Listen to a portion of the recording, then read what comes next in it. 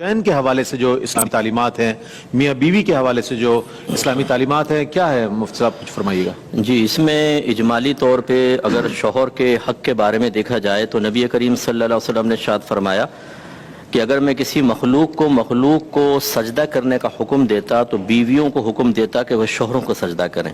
यानी इतना अल्लाह ने उसका मकाम व मर्तबा रखा है। एक रिवायत के मुताबिक कुछ वालिदैन थे, वो अपनी एक बच्ची को लेकर आए कि रसूलल्लाह ये शादी नहीं करती है।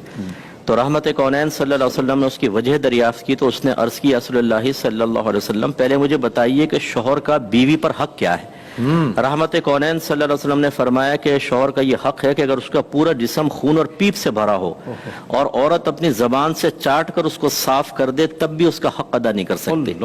मुराद ये है, ये तो एक हिस्सी मिसाल दी सरकार ने जो काबिल कराहत है, यानी बज़ाहिर कराहत आती है। मुराद ये है कि शौहर की तरफ से कितने ही नापसंदीदा मामलात हों, बीवी को सब्र व तहम्मुल से काम लेना होगा। तो उस बच्ची ने कहा, या रसूलल्लाह बस यही बात है कि मैं अपने आप को ये नहीं समझती कि मैं ये हक अदा कर सकूंगी। अच्छा। तो रहमत कौनैन सल्लल्लाहु अलैहि वसल्लम ने उसके वालिदैन को फिर मना कर दिया कि इसको फोर्स ना किया जाए। अच्छा। तो ये तो एक इजमाली शौहर का एक मकाम मर्तबा। और इसी तरह ख़वातीन के लिए नबी करीम सल्लल्लाहु अलैहि वसल्लम ने अपने आखिरी खुतबे में इरशाद फरमाया कि अल्लाह तबारक व तआला ने, मैं तुम्हें औरतों के मामले में अल्लाह से डराता हूँ कि अल्लाह ताला ने इस कमजोर मखलूक को तुम्हारे ताबे किया है, तुम इनके बारे में हमेशा अपने अल्लाह से डरते रहना। तो ये एक इजमाली तौर पे दो तालीमात हमारे सामने है कि शौहर का बड़ा हक है और बीवी के मामले में डरते रहें। अब अगर हम थोड़ी सी तफसील में जाएं तो बीवी का हक ये है कि शौहर उसको नान नफका दे, जिसमें खाना पीना, लिबास और रहाइश दाखिल है। रहाइश का तस्वुर ये है कि अगर ज्वाइंट फैमिली भी है, एक रूम अगर वो ऐसा दे देता है जिसमें लड़की अपने प्राइवेसी की हिफाजत कर सकती है तो ये काफ़ी है। और अगर ऐसा नहीं है तो फिर एक अलग रहाइश उसको लेकर देनी होगी। और लिबास और खाना पीना, और ये अव्वलन जो है वो अगर शौहर मालदार है तो फिर औरत के मुताबिक होता है। मसलन इसने 3 बीवियां कर ली, एक मालदार है, एक मिडिल क्लास की, एक लोअर क्लास की है और ये मालदार है, तो तीनों को, यानी मालदार को तो मालदार का ही तरह का नान नफका देना लाजिम होगा, औसत दर्जे वाली को औसत दर्जे का और गरीब को औसत दर्जे का। और अगर शौहर मिडिल क्लास का है तो फिर अमीर को मिडिल क्लास के देगा, मिडिल को मिडिल देगा और गरीब को गरीब वाला दे सकता है। और खुद गरीब फकीर और तीनों से शादी कर ली तो तीनों को गरीबों वाला देगा। तो ये भी एक है हक के किस औरत का कैसा है। यहां तक लिखा है कि अगर कोई बच्ची ऐसे घर से आई है जहां खाना पकाने वाला हो, सफाई करने वाला हो, माली मौजूद हो, ड्राइवर मौजूद हो, तो अब अगर शौहर अफोर्ड कर सकता है इसको, ये तमाम के तमाम बीवी को देनी पड़ेंगी चीजें। अच्छा। ये उसका हक होता है। तो ये इसको भी समझना चाहिए। ये से वो सासे भी जरा गौर करें, नाराज ना हो कि अगर बहू आई है किसी ऐसे घर से जहां सब सहूलतें और ये दे सकते हैं तो मासी को भी निकाल देते हैं। बिल्कुल, वो कहते हैं नहीं बहू से काम करवाऊंगी। तो ये भी एक बेजा जिद है हमारे यहाँ कि जो झगड़ों का सबब बनती है, तो समझना चाहिए, सीखना चाहिए। इसके अलावा बीवी की तरबियत करना शौहर के ऊपर बहुत बड़ा हक है। या अय्युहल्लज़ीना आमनू क़ू अनफुसकुम व अहलिकुम नारा वक़ूदुहा अन्नासु वल हिजारा, ईमान वालों अपने आप को और घर वालों को जहन्नम की साग से बचाओ जिसका ईंधन आदमी और पत्थर है। और मर्द हजरात अक्सर इस हक से गाफिल है। बीवी अगर आई है, उसे अकीदे की मारिफत हासिल नहीं है तो वो देनी होगी, अहकाम शरइया अमलिया सिखाने होंगे, गुनाहों की मारिफत देनी होगी, उसको गुनाहों से रोकना होगा, उसे नेकी का हुक्म देना होगा। ये औरत का हक है जो अगर शौहर जिम्मेदारी पूरी नहीं करेगा तो जहन्नम का अजाब है। इसके अलावा उसको बुरी सोहबतों से रोकना ये बीवी का हक है जो शौहर के ऊपर लाजिम कर दिया गया है। नबी करीम सल्लल्लाहु अलैहि वसल्लम ने इससे मना फरमाया कि किसी फासिका फाजरा औरत को घर में दाखिल होने दिया जाए। अच्छा। एक हिजड़ा था, वो पहले आया करता था और तो एक दफा उसकी गुफ्तगू सरकार ने समाअत फरमाई जो गैर मुनासिब थी, तो फरमाया आइंदा कभी ये घर में दाखिल ना हो। और एक ने अपने हाथ पर वो लगा ली थी मेहंदी, तो उसको जिला वतन कर दिया था।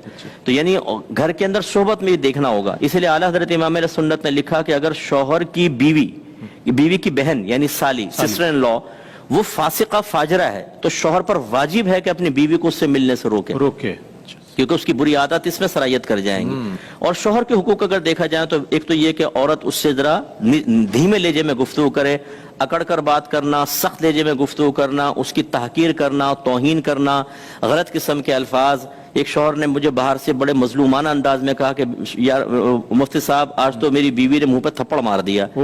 मैंने कहा बेटा सब्र ही कर क्या कर सकते हैं, ये तुमने ही सारा ये खुद किया है। सब्र पर अजर है मुफ्ती साहब? हाँ बिल्कुल, बहुत अजर है इसमें, तो बड़ा ही अजर अजीम है।